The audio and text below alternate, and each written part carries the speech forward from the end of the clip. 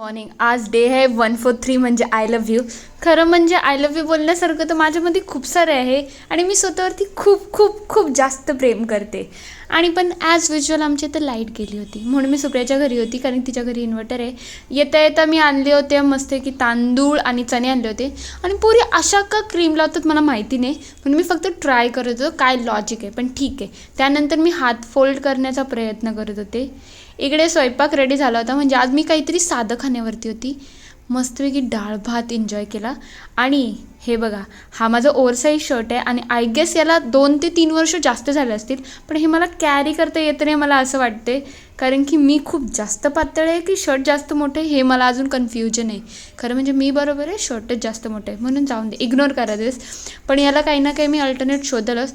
कुकरमध्येही भात चांगलं करू शकते मी, एवढं माझ्यावरती कॉन्फिडन्स आहे मला. त्यानंतर आम्ही थोडा वेळ अभ्यास केला होता. आणि ही बघा, हे मला आठवत नाही पूर्वी किती ॲक्टिव्ह आहे बघा ना, किती मस्त जम्प करत होती. थोडा वेळ टाईमपास केल्याच्यानंतर सुप्रियाने बनवली होती आज पाणीपुरी.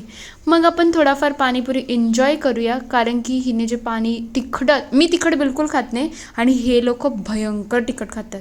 मग थोडा थोडा मिक्स करून